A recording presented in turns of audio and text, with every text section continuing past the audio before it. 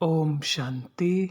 आज 11 जनवरी 2022 है और आज की साकार मुरली है। आज की मुरली में बाबा कहते कि बाबा बच्चों को देख रहे हैं कि ये बच्चा क्या कर रहा है। बाबा कहते कि बच्चों को ये निश्चय हो गया है कि याद की यात्रा से ही हम आत्मा तमो प्रधान से सतो प्रधान बनेंगी। ये बच्चों को निश्चय हो गया है। फिर भी बाबा कहते सब है नंबरवार पुरुषार्थ अनुसार किसी ने भी वह अवस्था प्राप्त नहीं की जो सतो प्रधान अवस्था है। बाबा कहते तुम सतो प्रधान आए थे उस घर से, अब वापस जाना है तो सतो प्रधान होकर जाना है सबने। अब बाबा कहते कि जितनी कमाई करो अच्छा है, वापस तो जाना है वरना सज़ाएं खाकर जाना पड़ेगा, क्योंकि कंडीशन बाबा बता रहे हैं सतो प्रधान बनकर ही वापस जाना है, आना भी सतो प्रधान बनकर है। तो आज की मुरली से देखते हैं रतन। टॉप लेफ्ट में बाबा कहते ज्ञान की बुलबुल बनकर आप समान बनाने की सेवा करो और अपने दिल से पूछो मेरी याद की यात्रा ठीक है।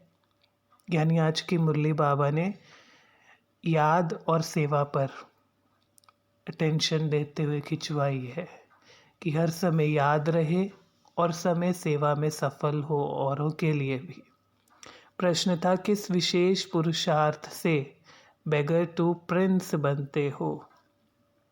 बाबा ने कहा कि बुद्धि की लाइन क्लियर हो, सिर्फ बाप याद आए, शरीर भी मेरा नहीं, तो बाबा याद आएगा तो उनके साथ ही हमें घर जाना है, ये याद आएगा। तो बाबा ने कहा बेगर टू प्रिंस बनने का आधार उनकी अवस्था वानप्रस्थ वाली होगी, यानी जीते जी मरने का पुरुषार्थ करते होंगे। क्यों बाबा कहते हैं बेगर टू प्रिंस? क्योंकि इस पुरानी दुनिया में अभी बेगर बनना है। इस दुनिया में हम बेगर यानी कुछ भी हमारा नहीं है, मन रूप से ना ये शरीर ना संबंध कुछ भी नहीं है, तो एक तरह से जिस पास कुछ नहीं होता वो बेगर है। तो इस समय बेगर बनना है, यानी बाबा ने जैसे कहा जीते जी मरने का पुरुषार्थ, तो आने वाली दुनिया में प्रिंस बनेंगे क्योंकि उनकी अवस्था अच्छी होगी। तो बाबा ने कहा बेगर टू प्रिंस। टॉप मिडल में बाबा कहते सर्वगुण संपन्न, 16 कला संपूर्ण, संपूर्ण निर्विकारी, मर्यादा पुरुषोत्तम, अहिंसा परमो धर्म बनना है। तो चेक करना है हमारे में ये गुण है, ये संपूर्ण चेक करना है। बच्चों को कायदे सिर पढ़ना है। बाबा ने कहा कि मुरली बच्चों पुरानी बात याद कराई बाबा ने पहले कि मुरली अगर बच्चों को नहीं मिलती थी तो कैसे तड़पते थे और बाकी सब प्लान बनाते थे कि कैसे उन्हों तक ये मुरली पहुंचाए ताकि वह पढ़ सके, ज्ञान ले सके। अगर नहीं पहुंचेगी तो उनकी आत्मा जैसे तड़पेगी। तो बाबा कहते कितना नशा, और ये निश्चय होता था कि हर रोज़ पढ़ाई पढ़नी है। तो बाबा ने कहा ऐसे ही तुम्हें भी मुरली हर रोज़ पढ़नी है। फिर बाबा ने कहा मुरली में ही जादू है, विश्व का मालिक बनने का जादू है। बाबा कहते अगर ज्ञान से नफ़रत की माना बाबा से नफ़रत की, ज्ञान मिस किया माना बाबा से नफ़रत की, और बाप से नफ़रत की माना विश्व की बादशाही से नफ़रत की। बाबा ने कहा पवित्र आत्माएं होती हैं पवित्र दुनिया में। बाबा ने कहा ऐसा नहीं हो सकता, आत्मा पवित्र और शरीर पतित नहीं, दोनों इकट्ठे। आत्मा के हिसाब से उसे शरीर मिलता है, पवित्र आत्मा को पवित्र शरीर ही मिलेगा पवित्र दुनिया में। जब आत्मा पतित तो शरीर पतित और फिर दुनिया भी पतित है। अपने को पूछना है याद में हर्षित रहते हैं, बाप की सर्विस करते हैं। 2 प्रश्नों पर बाबा ने क्वेश्चन किया और इसी पर आज टेंशन खिंचवाया, याद कितना और सर्विस कितनी। पूरा बेगर बनना है जीते जी, लाइन क्लियर रखनी है बाबा से, सिर्फ बाबा की याद आए। खाट पर पड़े हो तो भी बुद्धि में शिव बाबा हो।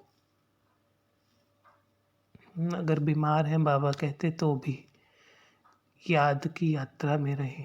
बाबा आए हैं वाणी से परे स्थान पर ले जाने के लिए। वर्ल्ड की हिस्ट्री ज्योग्राफी रिपीट होती है तो स्वर्ग भी रिपीट होता है। जो मूंझते हैं उनके लिए बाबा ने पॉइंट्स बताए।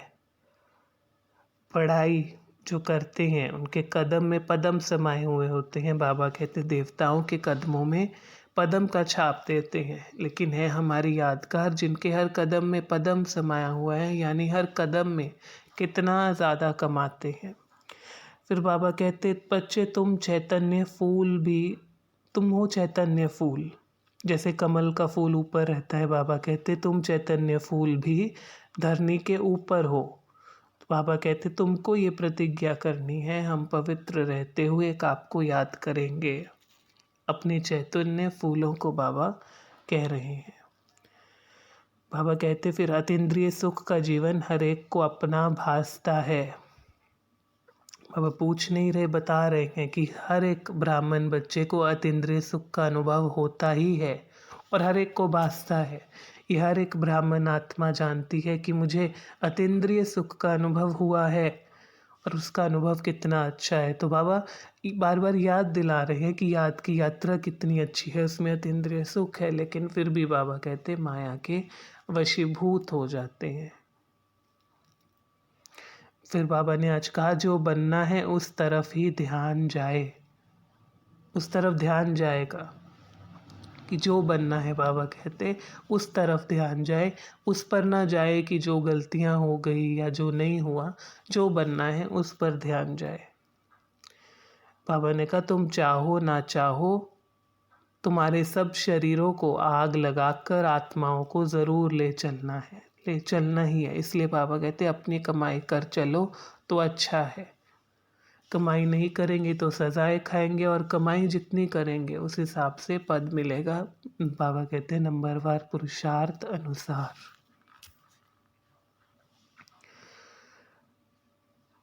पढ़ाई से पदम जमा करने हैं और संगतोड़ एक बाप से जोड़ना है। बाप की याद में सदा हर्षित रहना है, मुरली मिस नहीं करनी है, बीमारी में भी मुरली सुननी व सुनानी है।